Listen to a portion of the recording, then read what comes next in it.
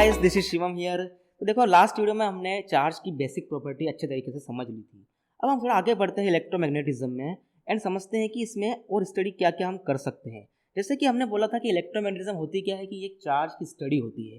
तो देखो, यहाँ पर हम बात करेंगे अब चार्ज के बारे में, जैसे charge at rest and charge with constant velocity and charge is accelerated. तो इनके बेसिक पर हम कुछ इनको कैटेगराइज करेंगे। वो कैसे होता है उसको समझते हैं। जैसे कि अगर चार्ज हमारा रेस्ट पर होता है तो उसकी वजह से बनती है इलेक्ट्रिक फील्ड। अगर हमारा चार्ज आ जाए कांस्टेंट वेलोसिटी से तो उससे बनती है हमारी मैग्नेटिक फील्ड। और अगर चार्ज हो जाए एक्सेलरेटेड तो उसकी वजह से बनती है हमारी इलेक्ट्रोमैग्नेटिक वेव्स। अब इस इलेक्ट्रिक फील्ड में हमें कौन कौन से टॉपिक्स पढ़ने होते हैं, तो बेसिकली वो होते हैं हमारे इलेक्ट्रोस्टैटिक्स एंड सेकंड होता है कैपेसिटर। इनके पूरे पूरे चैप्टर बने हुए हैं जो हम आगे पढ़ेंगे। फिलहाल हम स्टार्ट करेंगे आज से इलेक्ट्रोस्टैटिक्स। और जब हम बात करेंगे मैग्नेटिक फील्ड में तो हमारे लिए टॉपिक बनेंगे यहाँ पर current electricity, magnetism, electromagnetic induction and AC यानी कि अल्टरनेटिंग करंट। ओके, एंड जब पढ़ेंगे इलेक्ट्रोमैग्नेटिक वेव्स में तब हमारा टॉपिक होगा इलेक्ट्रोमैग्नेटिक वेव्स। इस पूरे चैप्टर का नाम है इलेक्ट्रोमैग्नेटिक वेव्स और ये सिर्फ और सिर्फ हमारे जेईई मेन का टॉपिक होता है। एडवांस में इसका कोई रोल नहीं होता है। अब यहाँ पर थोड़ा आगे बढ़ते हैं और फर्स्ट टॉपिक स्टार्ट करते हैं हमारा इलेक्ट्रोस्टैटिक्स। इलेक्ट्रोस्टैटिक में सबसे पहला लॉ जो हमें पढ़ना होता है वो होता है कूलम्ब्स लॉ। अब कूलम्ब्स लॉ क्या होता है, तो it shows interaction force between two charges. मतलब हमने जो भी चार्जेस के बारे में प्रॉपर्टी पढ़ी थी लास्ट लेक्चर में कि प्लस प्लस और माइनस माइनस की बात करें तो दूसरे में दुश्मनी होती है, और प्लस माइनस या माइनस प्लस की बात करें तो उनमें प्यार होता है। तो प्यार या दुश्मनी या उनके बीच में लगने वाला फोर्स वो कितना होता है ना, उसका वैल्यू देने का काम करता है हमारा कूलम्ब्स लॉ। अब ये कैसे होता है इसको समझते हैं। जैसे कि यहाँ पर हमारे पास दो चार्जेस रखे हुए हैं। एक चार्ज है हमारे पास Q एंड उसका मास है M, दूसरा चार्ज है Q2 जिसका मास है M। ओके, दोनों को हमने यहाँ पर लाइक चार्जेस लिया यानी कि पॉजिटिव पॉजिटिव मान लिया है। अब हम क्या करते हैं कि इनके बीच में फोर्स निकालते हैं, कितने फोर्स से एक दूसरे को रिपल कर रहे हैं या फिर इंटरेक्ट कर रहे हैं। अब सिंपल सी बात है, दोनों का चार्ज सेम है यानी कि दूसरे को क्या करेंगे, ये रिपल करेंगे। तो सबसे पहले इनके बीच में हमें रिपल्सिव फोर्स निकालना है। अब देखो, यहाँ पर इसमें रिपल्सिव फोर्स निकालने की कुछ ट्रिक होती है, उसको समझते हैं। जैसे कि यहाँ हमें फोर्स निकालना है, हमें निकालना है फोर्स ऑन वन यानी कि इस वाले चार्ज के ऊपर फोर्स निकालना है ड्यू टू टू। तो इसको लिखेंगे F12 फोर्स ऑन वन, यानी कि इसका मतलब क्या हुआ, force on one due to two F12। तो ये तो हो गया इसका मैग्नीट्यूड। अब बात करते हैं इसके डायरेक्शन की, किस डायरेक्शन में इसका फोर्स लग रहा होगा। तो देखो, इसको निकालने की सिंपल ट्रिक क्या होती है, हमें क्या करना है, जिसकी वजह से जिस पर फोर्स लग रहा है, तो जिसकी वजह से फोर्स लग रहा है ना, इसको कस के पकड़ लो। ऐसा मान लियो कि हमने इसको कस के पकड़ लिया है और अब हम क्या कर रहे हैं कि इस चार्ज को इसके पास लेकर जा रहे हैं। अब ऑब्वियस सी बात है, इसको कस के पकड़ लिया है तो इसको इसके पास लेकर जाएंगे, और चूंकि यहाँ पर क्या है, सेम चार्जेस है तो उनके बीच में रिपल्शन होगा। तो इस चार्ज के ऊपर इस डायरेक्शन में एक फोर्स लगेगा, इस डायरेक्शन में एक फोर्स लगेगा। तो बताओ, इस पर जो फोर्स लग रहा है F12, F1 के ऊपर जो फोर्स लग रहा है उसकी डायरेक्शन हमारे पास इस तरफ आ जाएगी। तो यहाँ फोर्स लगा F12 इस डायरेक्शन में। सेम करते हैं हम सेकंड के लिए, यानी कि इसके लिए। तो क्या हो जाएगा, यहाँ पर फोर्स निकालना है ऑन टू, इस वाले चार्ज पर फोर्स निकालना है बिकॉज ऑफ दिस चार्ज। तो F21 force on two due to one. तो अब क्या करेंगे, सिंपली जिसकी वजह से निकाल रहे हैं उसको कस के पकड़ लो एंड दूसरे वाले को इसके पास लेकर जाओ। क्योंकि चार्ज दोनों का सेम है तो ये इधर भागना चाहेगा तो इसकी डायरेक्शन क्या हो जाएगी, इस डायरेक्शन में हो जाएगी फोर्स की डायरेक्शन। तो ये हमारे पास F21 की डायरेक्शन आ गई। तो बेसिक सा काम था, लाइक चार्जेस के लिए हम कर सकते हैं। अब बात करते हैं अनलाइक चार्जेस के लिए। मान लेते हैं कि हमारे ये वाला चार्ज था प्लस वाला और ये था माइनस वाला। तो अब क्या कर सकते हैं, जैसे कि हमें निकालना है force F1 due to to. तो हम क्या करेंगे, सिंपली इसको कस के पकड़ लेंगे एंड इसको इसके पास लेकर जाएंगे। तो अब ऑब्वियस सी बात है, दोनों के चार्ज सेम अलग अलग है तो अलग अलग में तो प्यार होता है, तो ये इसको इसकी तरफ ही खींच लेगा। तो इस पर फोर्स की डायरेक्शन किस तरफ हो जाएगी, इस तरफ हो जाएगी। अब सेकंड की बात करते हैं, force on two due to one. तो क्या हो जाएगा, सिंपल सी हम ये जानते हैं कि इसको कस के पकड़ लो एंड इसको इसके पास लेकर जाएंगे तो इसको खींच लेगा तो इसकी डायरेक्शन भी इस तरफ हो जाएगी। तो इस तरीके से हम इसकी फोर्स की डायरेक्शन निकाल सकते हैं F21। तो ये तो बिल्कुल समझ में आया होगा, बेसिक ट्रिक से पकड़ लो, जिसकी वजह से निकाल रहे हो उसको पकड़ लो और जिस पर निकालना है उसको पास लेकर जाओ। इसकी वजह से हम आसानी से इस पर फोर्स की डायरेक्शन निकाल सकते हैं।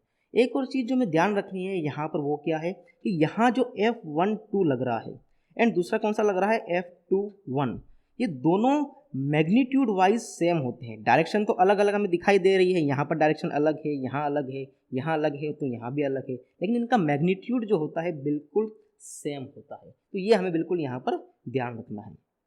अब नेक्स्ट आगे बढ़ते हैं, यहाँ पर बात करते हैं इस इंट्रैक्शन फोर्स जो हमने बात करी यहाँ पर F12 F21, इसी को इंट्रैक्शन फोर्स बोलते हैं, इसी को कूलम्ब्स लॉ भी बोलते हैं और इसी को इलेक्ट्रोस्टैटिक फोर्स भी बोला जाता है। तो इसके बारे में कुछ और चर्चा करते हैं। जैसे कि फर्स्ट इसने बोला है चर्चा में कि यहाँ ये बोलना चाह रहा है कि it acts on two different charges. जैसे कि हम बात देख सकते हैं यहाँ पर कि अगर मैं ऐसा करूँ कि यहाँ पर सिर्फ और सिर्फ Q1 चार्ज ला के रख दूँ, सिर्फ और सिर्फ Q1, तो यहाँ पर इस चार्ज की वजह से कोई दूसरा चार्ज तो यहाँ रखा नहीं है, तो इलेक्ट्रोस्टैटिक फोर्स भी नहीं आएगा। अगर मैं यहाँ पर Q2 चार्ज ले आता हूँ जिसकी वजह से यहाँ पर इंट्रैक्शन फोर्स जनरेट होगा, मतलब क्या हुआ इसका कि यहाँ पर it acts on two different charges. तो जब 2 चार्जेस या 3 चार्जेस आएंगे तभी ये फोर्स हम देख पाएंगे। ओके, अब बात करते हैं direction of forces are opposite, तो हमने देख ही लिया है डायरेक्शन ऑफ फोर्स अपोजिट रहती है हमेशा। एंड थर्ड बात करते हैं magnitude of force is same, जैसे बता चुका हूँ पहले ऑलरेडी मैं यहाँ पर कि मैग्नीट्यूड जो होता है फोर्स का बिल्कुल सेम रहता है यहाँ पर। तो अब ये वाली तीनों प्रॉपर्टी हमने कहीं और भी पढ़ी थी कि it acts on two different charges, direction of force are opposite and magnitude of force is same. ये हमने पढ़ी थी action reaction pair, Newton's third law जो 11th क्लास में था। वहाँ पर उस टाइम पे हमने मास कंसिडर किया था, यहाँ पर चार्ज कंसिडर कर रहे हैं, बस इतना सा डिफरेंस है। तो इसी वजह से इसको बोला जाता है एक्शन रिएक्शन पेयर, ये हमारे एक्शन रिएक्शन पेयर है। तो ये लोग यहाँ तक तो बात समझ में आ गई।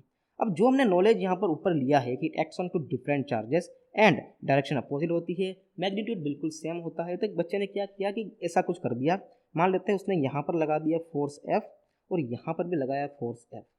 इसने क्या किया, 2 डिफरेंट चार्जेस पे फोर्स लगाया, 100% लगाया, मैग्नीट्यूड दोनों के सेम लिए, 100% सेम लिए। एंड एक और पॉइंट क्या था हमारा, direction of forces are opposite थी, बिल्कुल सेम अपोजिट डायरेक्शन में इसने फोर्स लगाया है। तो बताओ क्या इसने सही किया? जो नॉलेज इसने सीखा उसके बेसिस पर देखा जाए तो इसने बिल्कुल सही किया है ना, 100% सही किया है। लेकिन रियल में ये गलत है, क्योंकि यहाँ पर कुछ और कमी है जो इसको पूरा करने के लिए साइंटिस्ट ने एक और स्टेटमेंट दिया कि it also acts along the line joining the 2 charges. क्योंकि दिखने में जो हमने पढ़ा है उसके हिसाब से तो ये सही है, लेकिन रियल में तो हम जानते हैं ना कि ये सही नहीं है, क्योंकि फोर्सेस की डायरेक्शन तो हमने कुछ देखी इस तरीके से थी, एक यहाँ है, एक यहाँ है, एक यहाँ है और एक यहाँ पर है। इसका मतलब क्या हुआ, हमें एक और लाइन इसमें ऐड करनी पड़ेगी, और वो क्या है कि it also acts along the line joining the 2 charges. ये उसी डायरेक्शन में जो लगेगा जहाँ पर इन दोनों चार्जेस को ज्वाइन करने वाली लाइन गुजरती है। तो इस तरीके से फोर्सेस काम करेंगे। अब देखो यहाँ पर एक सिंपल सी डेफिनेशन है, the force which is action reaction pair and act along the line of joining known as central force. एक सिंपल सी डेफिनेशन है, जो एक्शन रिएक्शन भी हो और along the line of joining भी लगे उसको बोलते हैं हम सेंट्रल फोर्सेस। इसको कोई ज़्यादा लोड देने की जरूरत नहीं है। मेन लाइन हमारी यहाँ आती है कि it is a conservative force, जो इलेक्ट्रोस्टैटिक फोर्स है हमारा वो कंजर्वेटिव है। अब कंजर्वेटिव क्या होता है कि ऐसा फोर्स जिसका वर्क डन पाथ पर डिपेंड ना करे वो होता है हमारा कंजर्वेटिव फोर्स। ठीक है, अब इसके बारे में हम आगे अच्छे से पढ़ेंगे, जिसमें पोटेंशियल एनर्जी हम डिफाइन करेंगे। फिलहाल हम आगे बढ़ते हैं। अब हमने जो फोर्स सीखा F12 F21, इसकी डायरेक्शन निकालना तो हमने ठीक से सीख ली, लेकिन इसका मैग्नीट्यूड तो हमें निकालना बाकी है ना अभी तक। तो इसका मैग्नीट्यूड क्या होता है, सिंपल ध्यान रखें, F12 कहो F21 कहो, सिंपली F भी हम बोल सकते हैं। ये डिपेंड करता है, यानी प्रोपोर्शनल होता है Q1 के, एंड ये प्रोपोर्शनल होता है Q2 के, एंड ऑल्सो ये प्रोपोर्शनल होता है 1/r² के। अब r² क्या है कि जो हमने बात कर रहे थे यहाँ पे डिस्टेंस, इसी डिस्टेंस को हम क्या बोलते हैं, r बोलते हैं। ओके, तो इसका फोर्स का फॉर्मूला क्या आया, सिंपली यहाँ पर Q1 Q2/r²। अब हम जानते हैं कि जब भी प्रोपोर्शनलिटी कांस्टेंट हटता है तो उसकी जगह पर कोई कांस्टेंट आता है, तो फोर्स का फॉर्मूला हमारे पास आ गया F = K Q1 Q2/r²। अब K को कुछ नाम भी देना पड़ता है, तो K को हम बोलते हैं यहाँ पर कूलम्ब्स कांस्टेंट, और इस कांस्टेंट की वैल्यू होती है 9 × 10⁹ न्यूटन मीटर स्क्वायर पर कूलम्ब स्क्वायर। अब ये वैल्यू हमें बिल्कुल कंठस्थ याद कर लेनी है, क्योंकि न्यूमेरिकल में इसको हम डायरेक्ट यूज करेंगे। हाँ, इसकी यूनिट याद करने की हमें कोई नीड नहीं है, क्योंकि हम इसको निकाल भी सकते हैं, बेसिक है बिल्कुल। जैसे मैं निकाल के दिखा देता हूँ, यहाँ पर हमें K की वैल्यू चाहिए तो हम क्या करेंगे, F को R को उधर बेच देंगे तो FR² Q1 Q2। तो सिंपल क्या कर सकते हैं, यूनिट निकालने के लिए हम ऊपर फोर्स है तो न्यूटन, डिस्टेंस गिवन है तो मीटर स्क्वायर, नीचे क्या देखा है 2 बार चार्ज है तो कूलाम स्क्वायर। तो इस तरीके से हम सिंपल तरीके से इसकी यूनिट काउंट कर सकते हैं, तो बड़ी बात नहीं है ये वाली। अब नेक्स्ट आगे बढ़ते हैं, यहाँ पर कुछ और गिवन है, जैसे कि यहाँ देखो के की वैल्यू इस तरीके से भी लिखी जा सकती है 1/4 पाई एप्सिलॉन नॉट। अब देखो 4 पाई तो हमारे लिए कुछ बड़ी बात नहीं है क्योंकि हमने इसको पढ़ा हुआ है, लेकिन ये एप्सिलॉन नॉट, इसको ध्यान रखें, इस साइन को इस तरीके से करके यहाँ पर हम नोट लगा देते हैं तो इसको बोलते हैं एप्सिलॉन नॉट, और सिंपली इसको बोलते हैं हम एप्सिलॉन। ओके, अब इसकी सिंपल सी वैल्यू क्या होती है कि 8.85 10⁻12 coulomb square newton metre square, और इसको बोलते हैं हम क्या है, परमिटिविटी ऑफ फ्री स्पेस। अब ये आपके लिए बिल्कुल नया वर्ड है, जब 11वीं क्लास में पढ़ते हैं तो इसका कहीं यूज़ नहीं होता है, डायरेक्ट 12th में ही होता है। समझ लेते हैं कि इसका मतलब क्या होता है परमिटिविटी। तो देखो परमिटिविटी क्या है कि it is the resistance to flow charge in a medium. इसको सिंपल बेसिक भाषा से समझो, जैसे कि तुम किसी रूम में चल रहे हो और रूम में एयर है, तो तुम्हें चलने में थोड़ी बाधा एयर की वजह से हो सकती है, लेकिन अगर मैं रूम में पानी भर दूँ तो तुम्हें बहुत ज़्यादा बाधा होगी चलने में। वही वाली बात है कि अगर हमारा चार्ज फ्री स्पेस यानी कि एयर या फिर वैक्यूम में है तो उसको चलने में इतनी बाधा होगी, और अगर पानी में रख दिया जाए तो ज़्यादा बाधा होगी। तो वही बाधा को बताता है हमारा परमिटिविटी। सो सिंपल शब्द में कहें तो ये बाधा है चार्ज को चलने की। ओके, इसको आगे हम अच्छे से पढ़ेंगे किस तरीके से मीडियम चेंज करने पर हमारी इलेक्ट्रिक फील्ड चेंज हो जाती है, तो आगे आएगा। फिलहाल इससे इतना से ध्यान रखो कि ये बाधा का काम करता है। ओके, तो नेक्स्ट आगे बढ़ते हैं। अब नेक्स्ट बोल रहा है कि force of interaction between two charges is independent of presence और अब्सेंस ऑफ अनदर चार्जेस। ये बहुत ही अच्छी चीज़ है, इसको समझते हैं। मान लेते हैं कि यहाँ पर हमारे पास चार्ज Q1 गिवन है एंड यहाँ पर चार्ज Q2 गिवन है। इसको हम पॉजिटिव मान लेते हैं, इसको हम नेगेटिव मान लेते हैं। अब इनके बीच के इंटरेक्शन फोर्स की बात करी जाए तो फोर्स ऑन 1 ड्यू टू 2 की बात करी जाए तो ये अट्रैक्टिव नेचर का होगा, 2 इसको अट्रैक्ट कर रहा होगा। ठीक है, अब मैं क्या करता हूँ कि इसके पास एक और चार्ज लेके जाता हूँ Q3, वो भी क्या रख देते हैं हम, नेगेटिव रख देते हैं। तो इसके ऊपर भी क्या होगा, यहाँ पर एक फोर्स लगने लग जाएगा इस तरीके से। अब इस टर्म का जो मतलब है कहने का, वो ये कहना चाह रहा है कि समझ लो कि इनके बीच में पहले कुछ प्यार था, Q1 और Q2 के बीच में पहले कुछ प्यार था। तो अब ये कहना चाह रहा है कि Q3 के आने की वजह से Q1 Q2 के प्यार में कोई कमी नहीं होगी। हाँ, ये बात सही है कि Q1 पर प्यार और बढ़ जाएगा बिकॉज ऑफ Q3, लेकिन इनके पहले वाले में कोई फर्क नहीं पड़ेगा। सिंपल सी भाषा हम समझे तो यहाँ पर पहले मान लेते हैं कि इनके बीच में फोर्स F1 है, तो बाद में भी F1 ही रहेगा, भले ये हो या ना हो। हाँ, अब इसके बाद क्या होगा कि इसके ऊपर फोर्स बढ़ जरूर सकता है, Q2 की वजह से भी है और Q3 की वजह से भी है। तो आई थिंक ये लाइन बिल्कुल समझ में आई होगी यहाँ पर। अब नेक्स्ट आगे बढ़ते हैं। अब बात करते हैं यहाँ पर कि net electrostatic force depends on medium. ये क्या कहना चाहता है, जो मैंने पहले बताया था एप्सिलॉन की वजह से, कि एप्सिलॉन चेंज होगा यानी कि मीडियम चेंज होगा तो इलेक्ट्रोस्टैटिक फोर्स भी चेंज हो जाएगा। लेकिन इसकी चर्चा हम थोड़ी बाद में करेंगे, तो चर्चा कर सकते हैं हम, चर्चा बाद में है, इसको हम बाद में अच्छे से समझेंगे। अब फिलहाल हमारे पास में कुछ है एक न्यूमेरिकल, उसको समझते हैं क्या कहना चाह रहा है। देखो यहाँ पर बोला है कि यहाँ पर 5 कूलम का एक चार्ज है जिसका मास 3 kg है, दूसरा 7 कूलम का चार्ज है जिसका मास 4 kg है, और उनको यहाँ से रिलीज किया जाता है, छोड़ा जाता है। तो कुछ टाइम के बाद ये 7 कूलम वाला चार्ज यहाँ पहुँच जाता है और उसकी स्पीड हो जाती है 20 मीटर पर सेकेंड, एंड 5 कूलम वाला चार्ज यहाँ पहुँच जाता है और इसकी स्पीड हो जाती है v, और हमें वही v निकालनी है। अब यहाँ पर हमने फॉर्मूला क्या सीखा है, F इज इक्वल टू के Q1 Q2 bye are square, और पूछा इसने क्या है, वेलोसिटी। अब तो कंफ्यूज हो गए, फोर्स के फॉर्मूले में तो कहीं यहाँ पर वेलोसिटी दिखाई दे नहीं रही है, तो हम करें तो करें क्या। तो देखो हमने यहाँ पर थोड़ा सा क्या करना पड़ेगा, बेसिक नॉलेज का यूज़ लेना पड़ेगा जो हम 11th में ऑलरेडी पढ़ चुके हैं। देखो कैसे यहाँ पर क्या कर सकते हैं। अब यहाँ पर 2 चार्जेस को हमने छोड़ा, तो इसकी वजह से इस पर फोर्स लगा F इधर इस तरफ, और इसकी वजह से इस पर फोर्स लगा F इस तरफ। अब मैं बात करूं अगर इस सिस्टम पर, तो इस सिस्टम पर नेट फोर्स कितना है, जो कि हम जानते हैं कि F net is equal to F इधर पॉजिटिव वाली डायरेक्शन एंड माइनस F इधर नेगेटिव F वाली डायरेक्शन, तो टोटल कितना हो गया हमारे पास 0।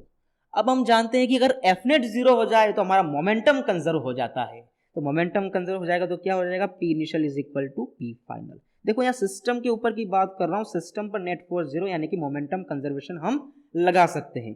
तो अगर P1 की बात करी जाए तो इसको बोल सकते हैं हम M1V1 प्लस M2V2, एंड यहाँ पर बात कर सकते हैं M1 and V1 dash plus M2V2 dash. तो सिंपल सी बात समझते हैं, इनिशियली तो रिलीज किया गया था, तो V1 भी 0 और V2 भी 0, तो यहाँ पर हमने 0 कर दिया।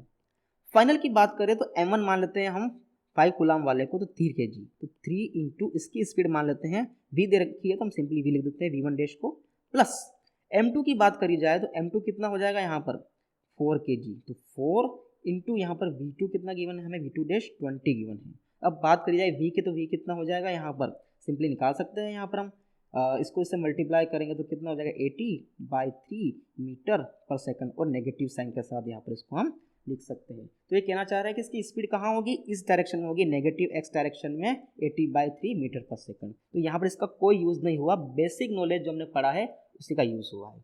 अब आगे बढ़ते हैं नेक्स्ट न्यूमेरिकल में।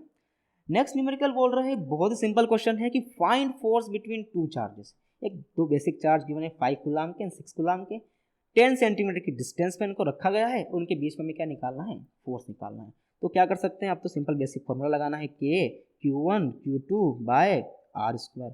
K की बात करी जाए तो हमें बोला था कि डायरेक्ट इसको याद रखना पड़ेगा क्योंकि इसका यूज़ बार बार होगा, तो 9 इंटू 10⁻9 याद कर लेंगे। एंड Q1 की बात करी जाए तो 5, इसको Q1 मान लो एंड इसको Q2 मान लो, तो 5 इंटू 6 अपॉन में R स्क्वायर यानी कि 10 का होल स्क्वायर। अब इसको सोल्व करो। अब नेक्स्ट आगे बढ़ते हैं, बहुत ही इंपॉर्टेंट क्वेश्चन की बात कर रहे हैं यहाँ पर। ये क्वेश्चन जो है यहाँ ये JEE मेन में आ चुका है ऑलरेडी। क्या रहा है question, find minimum possible force between two charges. अब इसने बोला है यहाँ पर Q1 है, यहाँ पर Q2 है, डिस्टेंस दोनों के बीच की 1 मीटर है एंड मिनिमम पॉसिबल फोर्स अपने को इन दोनों के बीच में निकाल के देना है। तो कैसे करेंगे इसको समझते हैं। अब हमने यहाँ पर क्या करना है कि पहले हमने जो फर्स्ट लेक्चर पढ़ा हुआ है उसका थोड़ा यूज़ होगा। हमने यहाँ पर छोटी सी यूनिट पढ़ी थी, चार्ज की सबसे छोटी यूनिट, वही यहाँ पर यूज़ होने वाली जो होती थी प्लस माइनस ई। क्या लिखते थे हम उसको, प्लस माइनस ई, उसकी वैल्यू होती थी प्लस माइनस 1.6 10⁻⁻19 कूलाम। ये चार्ज की सबसे छोटी यूनिट होती थी, ठीक है। उसी का यूज़ यहाँ पर करना है, यानी कि यहाँ हमें क्या करना है, इस Q2 को भी ई लेना है, इस Q1 को भी ई लेना है। तो फाइनली फोर्स क्या हो जाएगा, K Q1 Q2 by R square. तो K सिंपली कर देते हैं, Q1 कितना है E, Q2 कितना है E, अपॉन कितना है R स्क्वायर यानी कि 1 का स्क्वायर। तो ऑप्शन जो दिखे थे JEE टाइम पर वो KE स्क्वायर लिखा हुआ था उस टाइम पर। तो यहाँ पर हमें ध्यान रखना है, बहुत ही इंपॉर्टेंट क्वेश्चन है, JEE में रिपीट, JEE में आ चुका है, मतलब JEE मेंस में। सिंपल से ध्यान रखिए कि सबसे छोटी क्या बोला है, मिनिमम पॉसिबल फोर्स। तो मिनिमम फोर्स किसकी वजह से आएगा, मिनिमम चार्ज की वजह से आएगा, क्योंकि हम इसकी डिस्टेंस को चेंज नहीं कर सकते, हम चार्ज को चेंज कर सकते हैं। तो ये क्वेश्चन यहाँ पर बिल्कुल कंप्लीट होता है। नेक्स्ट आगे बढ़ते हैं, यहाँ पर एक और क्वेश्चन है, बहुत ही इंपॉर्टेंट अच्छा क्वेश्चन है। ये बोल रहा है हमें कि find net force on any one charge due to to another. कोई भी दो चार्ज ले लो, उनकी वजह से किसी एक पर फोर्स निकाल दो, किसी एक पर। तो हम बात करते हैं, हम इस पर फोर्स निकालेंगे, ओके। अब क्या करना है, हमें इस पर फोर्स निकालना है इसकी वजह से, तो इसको फोर्स कहाँ लगेगा, इस तरफ लगेगा। इसकी वजह से निकालना है इस पर, तो इसका फोर्स यहाँ लगेगा। विजुअल कर सकते हैं इस तरीके से, जो ट्रिक लगा के देखी थी हमने फर्स्ट क्वेश्चन के लिए, उस तरीके से हम विजुअल करना है सिंपल सा। तो क्या करेंगे, इसकी वजह से फोर्स यहाँ लगा देंगे और इसकी वजह से हम यहाँ लगा देंगे।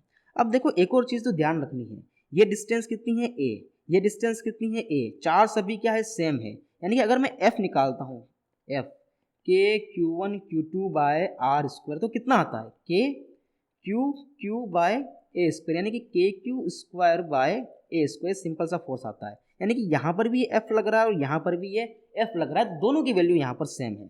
अब ये एक हमारे पास ही जो ट्रेंगल गिवन है वो इक्विलेटरल है, और इक्विलेटरल ट्रेंगल के यहाँ पर एंगल बनता है 60 डिग्री, तो तीनों 60 होते हैं। अब ये 60 डिग्री है तो ये भी 60 डिग्री होगा 100%। अब यहाँ हमें लगाना है parallelogram law of vector addition. तो सिंपल हम क्या करेंगे, यहाँ पर इसको इस तरीके से ऐड कर लेंगे, इसकी रिजल्टेंट निकाल लेंगे।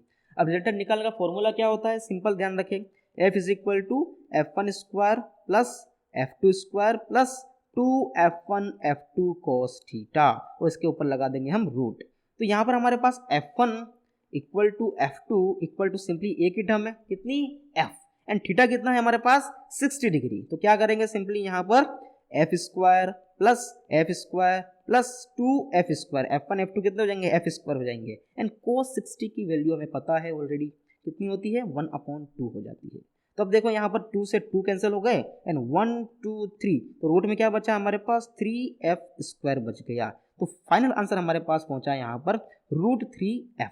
अब F की वैल्यू हमने ऑलरेडी निकाल चुके हैं, कितनी KQ square upon A square, तो √3 KQ square upon A square हमारा सॉल्यूशन हो जाएगा। तो यहाँ पर ये क्वेश्चन बिल्कुल कंप्लीट हुआ। बहुत ही इंपॉर्टेंट क्वेश्चन, अच्छा क्वेश्चन है ये वाला। समझ में ना आए तो इसको रिपीट करो फिर से क्वेश्चन को और समझो इसको। अब नेक्स्ट बात करते हैं बहुत ही सिंपल सी चीज़, वही क्वेश्चन रिपीट हो रहा है फिर से। सबसे पहले बात करते हैं, जैसे मेरे को इस चार्ज पे फोर्स निकालना है बिकॉज ऑफ इस तीनों की वजह से, इन तीनों की वजह से, तो वही काम करना है। इसकी वजह से यहाँ पर, इसकी वजह से यहाँ पर, उसकी वजह से यहाँ पर। खुद करके देखना है इसको, अगर समझ में ना आए तो कमेंट में बताना, इसको करके वापस दिखा दूंगा नेक्स्ट वीडियो में, लेकिन इसको फिलहाल आप खुद ट्राई करेंगे। और अगर इसमें कुछ और नया सीखना तो ये सीखो, जैसे कि मैंने यहाँ पर चार्ज रख दिया Q, यहाँ पर मैंने मिड में एक चार्ज रख दिया, तो क्या होगा? मिड में चार्ज रखने की वजह से क्या हो सकता है, देखो इसको समझते हैं। यहाँ पर मैंने इसको फिर से बना देता हूँ इस तरीके से, एंड यहाँ पर मेरे पास चार चार्जेस गिवन है Q Q Q and Q, और यहाँ पर भी मैंने एक चार्ज रख दिया और मुझे मिड में निकालना है नेट फोर्स, इस चार्ज पर नेट फोर्स निकालना है। तो सिंपल सा बेसिक समझो, इसकी वजह से इस पर जो फोर्स लगेगा, इसकी वजह से इस पर जो फोर्स लगेगा वो इस डायरेक्शन में होगा, इसकी वजह से इस पर जो फोर्स लगेगा वो इस डायरेक्शन में होगा, और इसकी वजह से इस पर लगने वाला इस डायरेक्शन में, और इसकी वजह से इस डायरेक्शन में। तो देखो चारों फोर्स एक दूसरे को कैंसिल कर रहे हैं, ये इसको कैंसिल कर रहा है, ये इसको कैंसिल कर रहा है। तो हमारे पास जो एफ नेट आया इस कंडीशन में, जब हमने चार्ज कहाँ रख दिया, मिड पॉइंट पर रख दिया, तो एफ नेट 0 हो गया। ओके, एक और इसकी कंडीशन बन सकती है कि अगर मैं यहाँ पर चार्ज को नेगेटिव कर दूँ, तो देखो क्या होगा, अगर मैं यहाँ पर चार्ज को नेगेटिव कर देता हूँ तो सिचुएशन कैसे चेंज हो जाएगी, हमें फिर भी क्या निकालना है, इसी के ऊपर एफ नेट निकालना है। तो इसकी वजह से यहाँ पर फोर्स लगेगा इस डायरेक्शन में, इसकी वजह से इसके ऊपर फोर्स लगेगा अगेन इस डायरेक्शन में, एंड इसकी वजह से तो यही लगना है, उसकी वजह से यही लगना है। तो क्या हुआ कि इन दोनों ने तो एक दूसरे को कैंसिल कर दिया एंड इन दोनों का फोर्स ऐड हो गया। और वो कितना हो जाएगा, सिंपल समझते हैं। जैसे कि यहाँ से यहाँ तक की डिस्टेंस की बात करी जाए तो कितनी हो जाएगी, अब हम जानते हैं कि ये डिस्टेंस मान लेते हैं ए है, ये ए है, तो ये ए हो गई, ये ए हो गई, तो सिंपल सी बात समझे तो ये कितनी हो जाएगी हमारे पास, ये हो जाएगी √2a, और हमें सिर्फ और सिर्फ इतनी सी डिस्टेंस चाहिए, तो कितनी हो जाएगी, इसकी भी आधी, यानी कि a/√2 हो जाएगी। तो इन दोनों चार्जेस के बीच में फोर्स निकालना है एंड इन दोनों चार्जेस के बीच में फोर्स निकालना है। तो नेट फोर्स हमारा आएगा 2 टाइम्स ऑफ, क्योंकि इसकी वजह से फोर्स और इसकी वजह से फोर्स सेम है, तो हम इसको 2 टाइम्स करके एक ही बार लिख देंगे, KQ² बाय सिंपली इस डिस्टेंस का स्क्वायर, यानी कि a/√2 का होल स्क्वायर। ये हमारे बीच में नेट फोर्स आ गया। तो इस तरीके से हम क्वेश्चन को आसानी से सोल्व कर सकते हैं। तुम क्या कर सकते हो, इसको नेगेटिव लेके देखो, कभी इसको नेगेटिव लेके देखो, तो क्या होगा, तुम्हें पता लग जाएगा कि हमें करना क्या है। यहाँ पर धीरे धीरे तुम्हारी प्रैक्टिस हो जाएगी। तो आगे बढ़ते हैं नेक्स्ट क्वेश्चन में। अब देखते हैं हमारा नेक्स्ट क्वेश्चन क्या बोलता है। नेक्स्ट क्वेश्चन बोल रहा है कि हमें एफ नेट निकालना है ऑन 1 कूलम, यानी कि इसके वाले चार्ज के ऊपर हमें नेट फोर्स निकालना है because of this all charges. तो यहाँ पर क्या रखा हुआ है, हर 1 मीटर के गैप पर 1 कूलम, 8 कूलम, 27 कूलम करके 10 मीटर तक 1000 कूलम तक के चार्ज हमारे पास रखे हुए हैं। तो सब की वजह से हमें क्या निकालना है, यहाँ पर फोर्स निकालना है, इसकी वजह से निकालना है, देन इसकी वजह से निकालना है। इसको 1 बाय 1 करके देखते हैं। तो हम लिख देते हैं यहाँ पर एफ नेट, क्या लिखते हैं यहाँ पर, हम एफ नेट लिख देते हैं। सबसे पहले क्या करेंगे, Q1 हमारा 1 कूलम हो जाएगा एंड Q2 हमारा यहाँ पर अगेन 1 कूलम है, अपॉन डिस्टेंस कितनी है फिलहाल अभी 1, तो 1 का स्क्वायर प्लस करेंगे यहाँ पर K इंटू Q1 कितना हो जाएगा, फिर से 1 कूलम, एंड Q2 यहाँ पर कितना हो जाएगा 8 कूलम, अपॉन करना है हमें R स्क्वायर, तो अब 2 मीटर हो गई, तो 2 का स्क्वायर। इस तरीके से हम आगे चलते जाएंगे और फाइनल पहुंचेंगे हम Q1 अगेन हमारा 1 कूलम एंड Q2 हो जाएगा 1000 कूलम, अपॉन कितना हो जाएगा यहाँ पर सिंपली R स्क्वायर, यानी कि 10 का स्क्वायर, क्योंकि ये डिस्टेंस कितनी हो गई हमारे पास, फाइनली 10 हो जाएगी। तो अब देखो यहाँ पर एक हमें पैटर्न बनता दिखाई दे रहा है, कैसे, सिंपली ये वैल्यू तो K हो जाएगी सिंपली। अब आगे बढ़े तो यहाँ पर देखो, इसको हम क्या लिख सकते हैं, 2 की होल क्यूब, 2 की होल क्यूब क्या बन जाती है, फिर से 8 बन जाती है। तो देखो यहाँ पर 2 की पावर 2 से 2 कट गया और ऊपर बचा ओनली फॉर 2, एंड फाइनल भी जाए अगर हम, तो यहाँ पर इसको हम लिख सकते हैं 10 टू पावर 3, तो यहाँ पर 2 पावर तो कट गई और सिंपली बचा K इंटू 10। तो यहाँ हमें समझ में आया कि अगर मैं K कॉमन निकाल लेता हूँ तो यहाँ बचता है 1 + 2 + 3, इस तरीके से यहाँ पर चलता जाएगा गिनती, एंड फाइनली यहाँ पर 10 हो जाएगा। तो हमें 1 से 10 तक गिनती तो निकालनी है। इसका मतलब क्या होता है, हमें n+1/2 का फॉर्मूला लगाना पड़ेगा, जो हमने 9th 10th क्लास में भी सीखा हुआ है सिंपली। तो यहाँ पर 10 कितने टर्म्स है हमारे पास, 10 टर्म्स है, तो इंटू 10 इंटू 11/2, इस n की वैल्यू हमें कितनी रखनी है, 10 रखनी है, और इस फॉर्मूले में सोल्व करना है, और ये हमारे पास आंसर आ गया 55K। तो यही हमारा क्वेश्चन कंप्लीट होता है। तो आज की वीडियो को हम यहीं पर समाप्त करते हैं। अगर आपको इससे रिलेटेड कोई भी डाउट होते हैं तो सिंपली आप हमारे टेलीग्राम चैनल को ज्वाइन कर सकते हो, नीचे कमेंट कर सकते हो, या फिर इंस्टाग्राम पे फॉलो भी कर सकते हो, जो मैं हर बार हमेशा इस वीडियो में बोलता ही हूँ। एंड आपको अगर लिखने में दिक्कत होती है, नोट्स बनाने में प्रॉब्लम होती है, तो आप नीचे वेबसाइट पर जाकर भी डाउनलोड कर सकते हो। तो मिलेंगे फिर से नेक्स्ट लेक्चर में, तब तक के लिए पढ़ते रहिए। Good bye.